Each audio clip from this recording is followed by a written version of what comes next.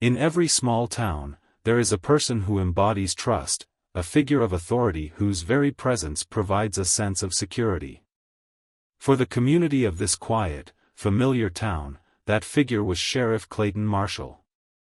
A man who had long been a steady presence in the lives of his neighbors, Clayton was not just a lawman, but a husband, a father, and a friend. His reputation was untarnished, his demeanor always calm, and his role as protector unquestioned. To the people who knew him, Sheriff Marshall was the ideal man, the one you would turn to in times of trouble. The Marshall family lived a life that others aspired to, a picture of normalcy. Clayton was married to Sharon, and they had 2 daughters, the younger of whom, Ella, adored her father. Ella's best friend was Monique Ellis, a girl who had spent much of her childhood in the Marshall household. To Ella, Monique was as close as a sister, and their bond was deep. From playing together as toddlers to late-night study sessions in high school, Monique was always by Ella's side. But Monique wasn't just Ella's best friend, she was the daughter of Officer Jerome Ellis, a deputy who had served under Clayton for many years. The connection between the 2 families stretched back as far as anyone could remember. Jerome and Clayton shared a friendship that extended beyond the workplace. They celebrated holidays together, attended family gatherings, and stood by each other in both happy and difficult times. Clayton had even held Monique as a baby when she was born, promising her father that he would always be there for her. Over the years, their relationship had only deepened. There were barbecues, vacations, and holiday mornings filled with joy and shared memories. Monique, Ella, and the Marshall family were as close-knit as any family could be. For Monique, Clayton was a second father figure, a constant presence in her life. She had never questioned her trust in him. Whether at family events or simply passing by his office after school, Monique felt completely at ease in his presence. But as the years passed, Monique began to change. She was no longer the little girl Clayton had once carried on his shoulders. At 17, Monique was blossoming into a young woman with dreams and ambitions of her own. Her goal was clear: she wanted to join a national security agency, perhaps the FBI or the Secret Service. She envisioned a future where she could protect others, just like those she had looked up to for so many years. The Marshall household, once a place of simple, comfortable routine, now began to change in ways that no one expected. Clayton, who had always been a father figure to Monique, began to see her in a new light. Their paths crossed more frequently now, not just as friends of the family, but as 2 people who were growing closer in ways neither of them could quite comprehend. Clayton's connection to Monique had always been rooted in family, but now, as she matured, there was a shift. Something between them began to change, though neither fully understood the implications of those changes. One afternoon, Clayton spotted Monique as she walked into the sheriff's station to meet her father. The sight of her took him by surprise. The young girl he had once known had been replaced by a woman. There was an elegance in the way she moved now, a quiet confidence that hadn't been there before. Clayton tried to shake the thought away, reminding himself that she was just a young woman growing up, but something about her presence stirred an unsettling feeling within him. He tried to ignore it, but it lingered in his mind, gnawing at him, making him question the way he had begun to notice her more often. As the day went on, Clayton couldn't escape the strange feeling that had settled in his chest. His thoughts wandered back to Monique, and each time, they seemed to grow stronger, more persistent. It was as if the familiar boundaries that had once defined their relationship had become blurred. And as much as he tried to brush it off, he couldn't help but wonder, was this normal? Was this just a passing thought? Or was something deeper stirring beneath the surface, something he wasn't ready to confront? As Monique walked through the halls of the sheriff's office, Clayton stepped out of his office to meet her. She was here, as always, to meet her father, but today, things felt different. Jerome was out on an assignment, and there was no one else around. In that moment, Clayton saw an opportunity, not just to offer her guidance, but to spend more time with her. He invited her to wait in his office, something that Monique didn't hesitate to do. She trusted him implicitly. After all, he was her father's closest friend, someone she had known her entire life. As she sat in his office, Clayton couldn't help but feel a shift inside him. He had always been a mentor, a father figure, and a protector to Monique, but now, in this moment, he was feeling something else, something that had never been there before. They talked casually at first, but the conversation began to evolve. Monique spoke about her ambitions, her dreams of entering law enforcement, of following in the footsteps of those she admired. Clayton listened intently, offering guidance, and before long, he saw an opportunity to deepen their connection. "Maybe I could help you," he suggested, offering to put in a good word for her with his connections in law enforcement. "It's not going to be easy, but if you're serious about this, I can help you prepare." Monique's face lit up at the offer, grateful for the attention and support. She had always admired Clayton, and the idea of him helping her advance in her career seemed like a dream come true. But Clayton knew this wasn't just about helping Monique. Deep down, he realized that his motivations were more complex.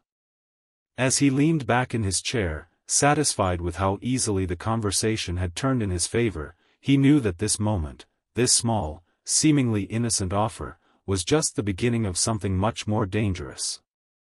What began as a conversation between a mentor and a young woman, a man offering guidance to someone he had known for years, was now beginning to take on a darker, more complicated tone. Clayton was planting the seeds for a relationship that would soon cross a line that could never be uncrossed. But Monique, unaware of the true nature of the conversation, was eager to take the next step toward her future, never suspecting the dangerous path that was being laid before her. As Monique accepted Clayton's offer of mentorship, she had no idea that the simple exchange was the beginning of a dangerous path. To her, it seemed like nothing more than an opportunity to gain valuable insights into the world of law enforcement, a field she was passionate about. At the age of 17, Monique believed that anything was possible if she worked hard enough, and she trusted Clayton implicitly. He was, after all, the sheriff, a man who had always been a pillar in her life. He had known her since she was a baby, watched her grow, and had been there for every milestone. There was no reason to question his intentions. But what Clayton was offering her went far beyond simple career advice. At first, their meetings seemed harmless enough. They discussed her aspirations, the challenges she might face in law enforcement, and the skills she would need to succeed.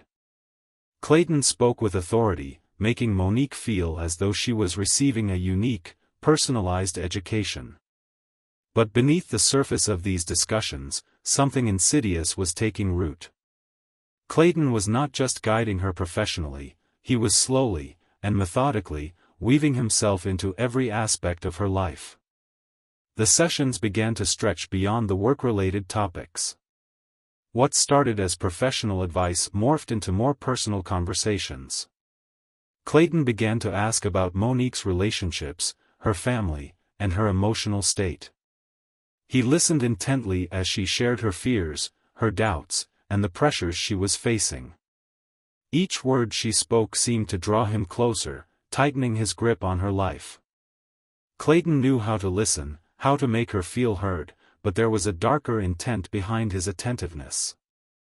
He wasn't just a mentor, he was grooming her, positioning himself as someone indispensable, someone who understood her in ways no one else did.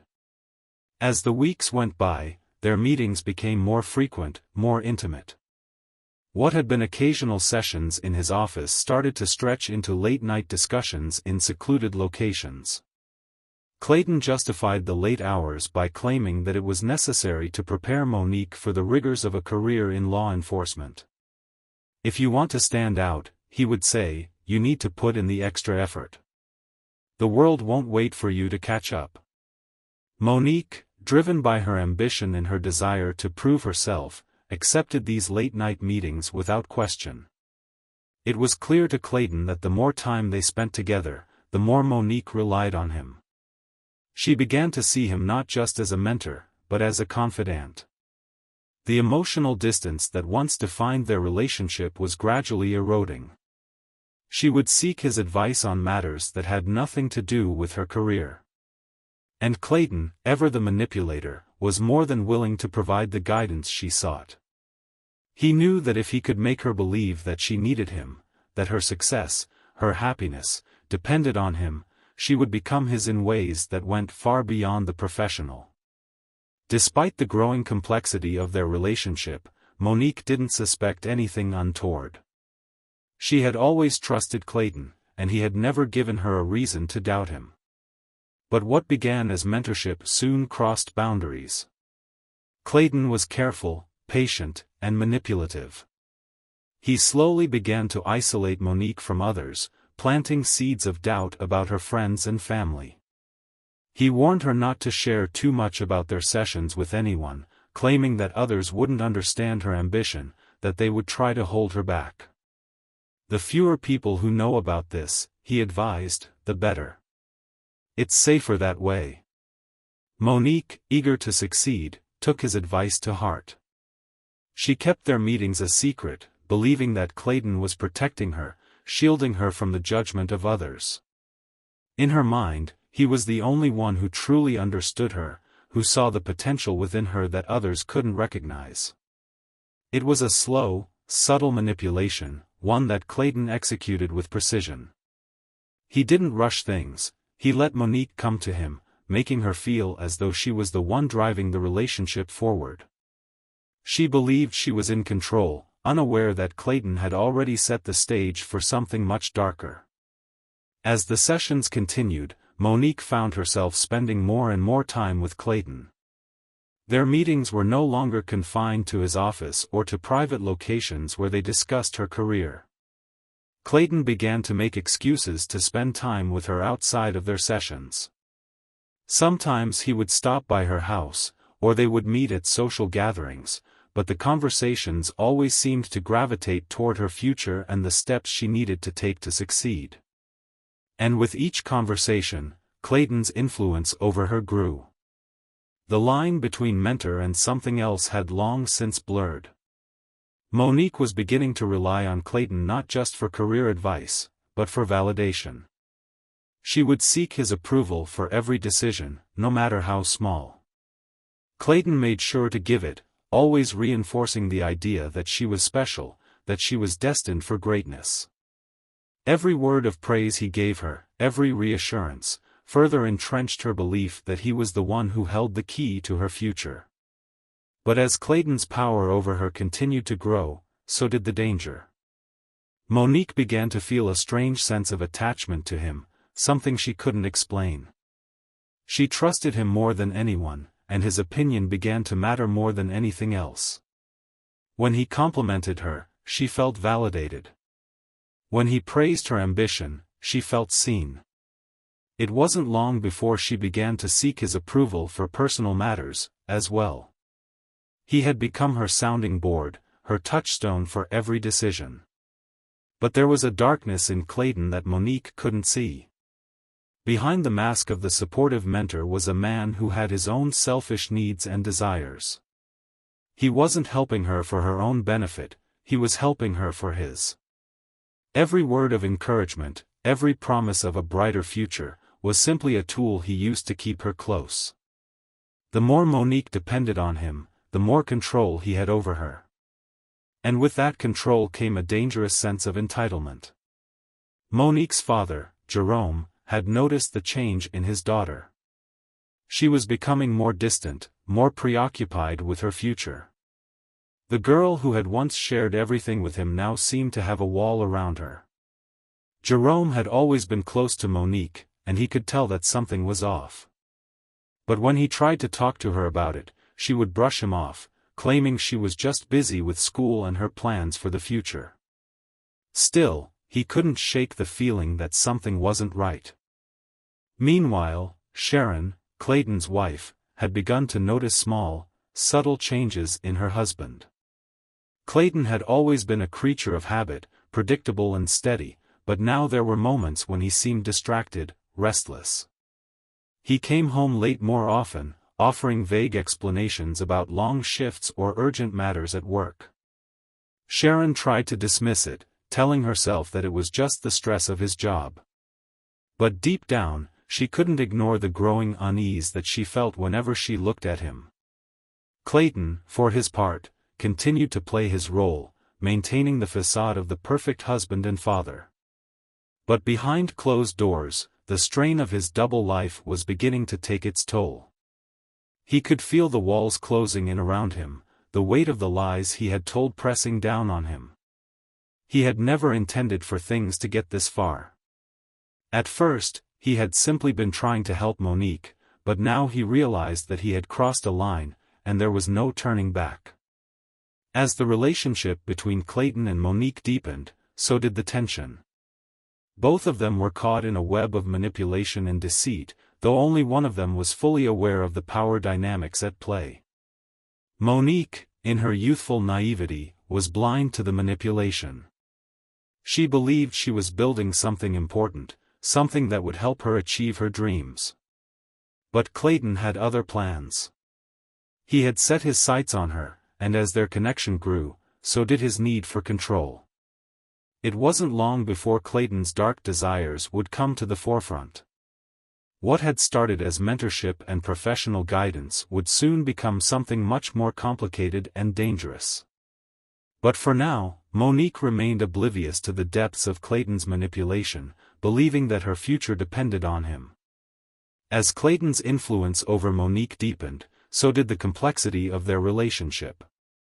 What had started as a seemingly innocent mentorship, designed to help Monique achieve her career goals, was now unraveling into something far darker.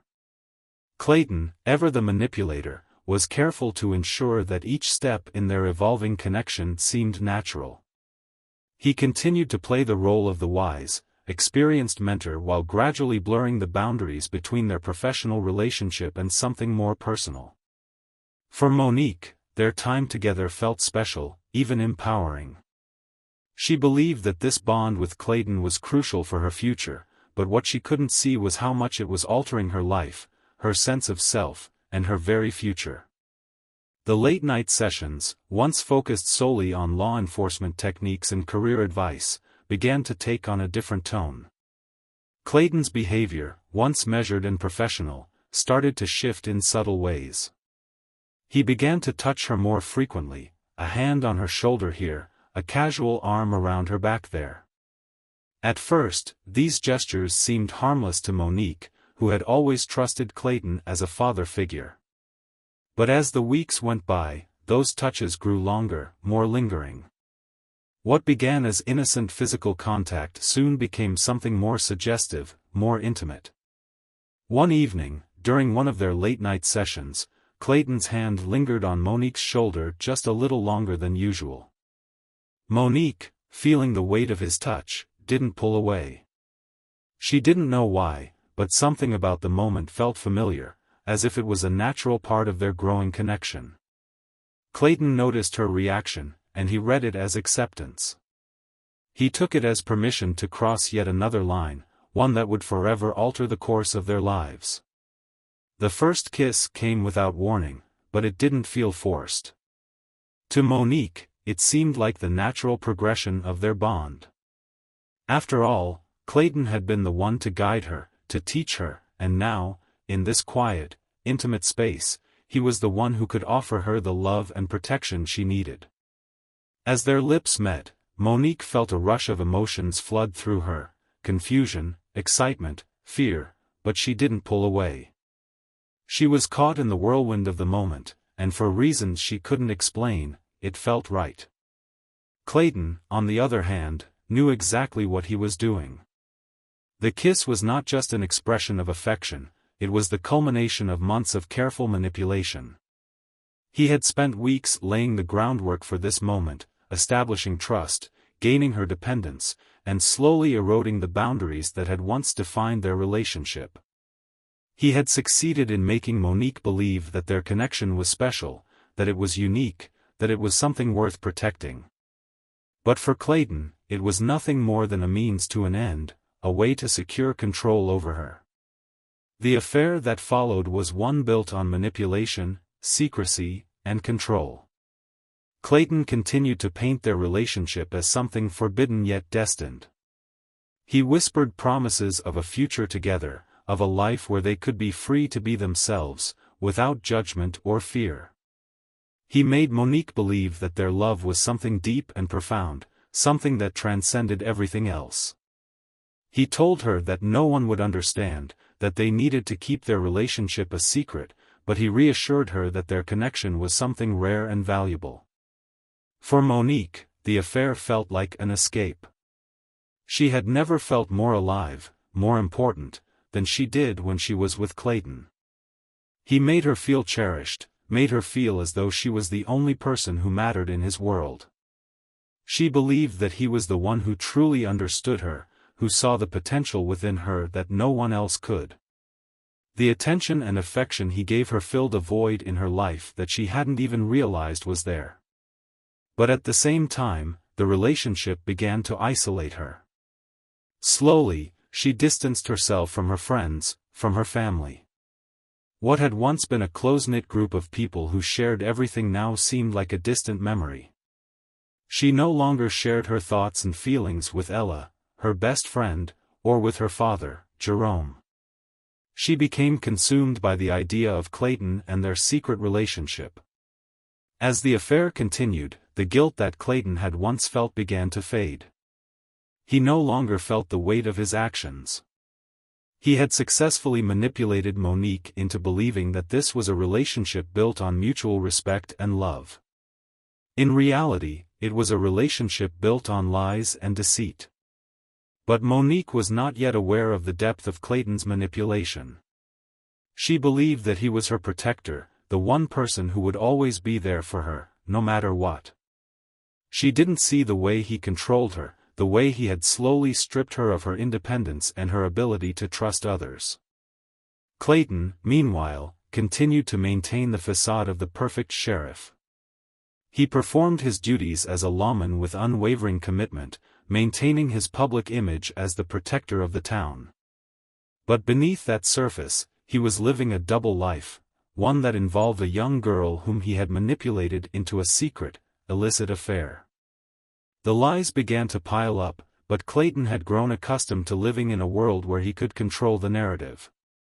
As long as no one uncovered the truth, he would continue to thrive in the power and control he had so carefully cultivated.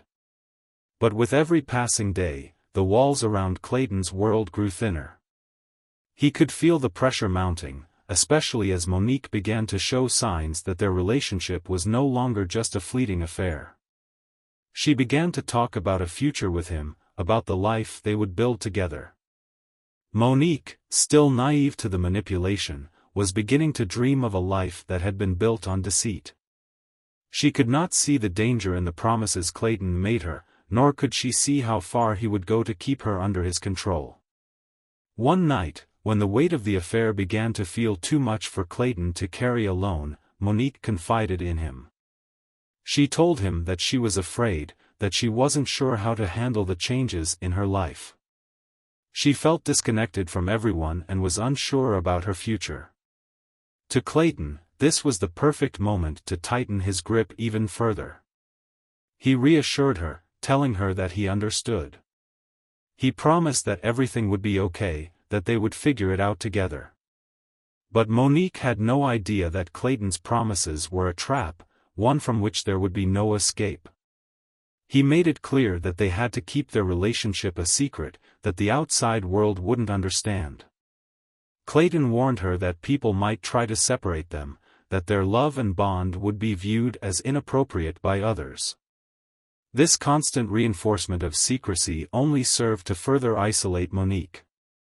She began to believe that no one would understand her love for Clayton, and that their future together was something they had to protect from the world at all costs. As the affair deepened, Clayton's manipulation became more blatant. He encouraged Monique to push away her friends and family, convincing her that they were the only ones who could truly understand and support her. She began to trust him more than anyone, believing that he was the only one who had her best interests at heart. But as their connection grew stronger, so did Clayton's control over her. Monique was no longer the independent, ambitious young woman she had once been. She had become someone who was completely dependent on Clayton for validation, for guidance, and for love. What began as a seemingly harmless mentorship had evolved into a destructive affair, one that would leave lasting scars on both of their lives. Clayton had carefully crafted this manipulation over the course of many months, and now it seemed like there was no turning back. Monique, trapped in her belief that she was in a genuine relationship, could not see the web of lies that Clayton had woven around her. She was falling deeper into his control, blind to the fact that she was not the one leading the relationship, Clayton was. And with each passing day, the stakes grew higher. What Clayton didn't know was that the lies and manipulation would soon come to light. The world he had worked so hard to protect was beginning to unravel, and the consequences of his actions would be more far-reaching than he could ever have imagined. The truth was coming, and with it, the inevitable destruction of everything he had worked to build. The carefully constructed web that Clayton Marshall had woven around Monique was starting to show signs of unraveling. What had begun as a quiet manipulation, a series of small gestures, seemingly innocent words, and careful positioning, had transformed into a full-blown affair. Clayton had made Monique believe that their bond was special, that she was the center of his world. And yet, beneath the surface of this illusion was the cold, calculated mind of a man who had used his position of power to prey on a vulnerable young woman. Now, as their affair deepened, the lies that had once seemed so easy to maintain were becoming harder to conceal. For Monique, the relationship with Clayton had become all-encompassing. Her life was no longer hers to control. She had fully submitted to the idea that Clayton was the only person who understood her, the only one who truly cared about her success and happiness. She had become increasingly isolated from her family and friends, none of whom were aware of what was transpiring behind closed doors. She had started to push away the people who once mattered most, as Clayton had expertly made her believe that they couldn't possibly understand the depth of her connection to him. Her relationship with her father, Jerome, had deteriorated significantly. What had once been a close father-daughter bond, built on trust and communication, was now strained and distant. Monique had become more secretive, always making excuses for why she couldn't spend time with him or why she seemed so distant. Jerome, always protective and attentive, had begun to notice the changes in his daughter, though he couldn't put his finger on what exactly was wrong. His gut told him something was off, but Monique dismissed his concerns with a forced smile and reassurances that everything was fine. She assured him that the pressures of school and her future ambitions were simply overwhelming her, and that it was nothing to worry about. Despite her attempts to distance herself from her family, there were moments when Monique would long for the comfort of her old life. There were fleeting thoughts of the carefree days spent with Ella, the simple joy of shared laughter and support. But every time she thought of stepping back, of reconnecting with the people she loved, the invisible chains that Clayton had carefully placed around her seemed to tighten, preventing her from breaking free. She believed that she needed him, and that belief was reinforced with every conversation, every promise he made. Clayton had successfully turned himself into her emotional anchor, and as time passed, Monique found herself more and more dependent on him. Meanwhile, Clayton had become more reckless in his actions. The lies and manipulations that had once felt so easy were starting to weigh heavily on him. He knew he was treading dangerous ground, but the desire to maintain control over Monique, to keep their affair hidden, drove him further into deceit. He continued to play the role of the perfect sheriff, the caring father, and the devoted husband, but beneath the facade, the cracks were starting to show. Sharon, his wife, had become more attuned to the subtle changes in his behavior. She had noticed that Clayton seemed distracted, less engaged with the family, and more restless than ever before. There were moments when he seemed distant, lost in thought, and Sharon couldn't ignore the growing sense of unease she felt whenever she looked at him. Clayton had always been a man of routine. He had prided himself on being dependable, predictable. But now, his carefully orchestrated life was beginning to slip through his fingers. The pressure of hiding his affair, of maintaining the illusion of a happy family while secretly living a lie, was starting to take its toll. Sharon, though she couldn't yet pinpoint the cause, sensed that something was terribly wrong. She had tried to ask him about it, but he brushed her off with vague explanations about work and the pressures of his job. Clayton had always been a master of deflection, and Sharon, though suspicious, reluctantly accepted his explanations, hoping it was just a passing phase. The weight of the deception was no longer something Clayton could ignore. He knew the day would come when his secret would be exposed, but he was determined to delay that moment for as long as possible. His focus was now on maintaining control over the narrative, both in his personal life and in his public role as sheriff. As the affair continued and Monique became more and more entangled in his web, Clayton's fear of exposure grew. He knew that if anyone found out, if the truth about his relationship with Monique came to light, it would destroy everything he had worked for. His career, his family, his reputation, all of it would be gone in an instant. The pressure mounted, and with it, Clayton's desperation. He could no longer ignore the consequences of his actions. But instead of coming clean, instead of trying to make things right, he doubled down on his deceit. The affair with Monique had begun to complicate matters in ways he hadn't anticipated. Monique, once so sure of her future, now seemed to lose sight of everything she had once wanted. She had started to believe that Clayton was the key to her success, that without him, she would never achieve her dreams. And as the emotional bond between them deepened, Clayton saw an opportunity to keep her firmly under his control, to bind her to him in a way that could never be undone. In a moment of panic, Clayton did something he had never done before. He made a rash decision that would ultimately seal his fate. One evening, Monique arrived for one of their late-night meetings, and after a long, emotionally charged conversation, she told Clayton something that would change everything. Monique revealed that she was pregnant. The news hit Clayton like a punch to the gut, and for a moment, everything seemed to stop. The weight of her words hung in the air, and Clayton's mind raced. This wasn't just a secret affair anymore. This was something far worse. He was now responsible for not only Monique's life, but for the life of an unborn child, a child he had fathered in the midst of his deception. Clayton's immediate reaction was one of panic. He had built his entire life on maintaining control, on keeping up appearances. The pregnancy was a threat to everything he had worked for, a ticking time bomb that could blow apart his carefully constructed life. But rather than facing the reality of what he had done, Clayton made a decision that would change everything. He told Monique that the only solution was for her to get rid of the pregnancy.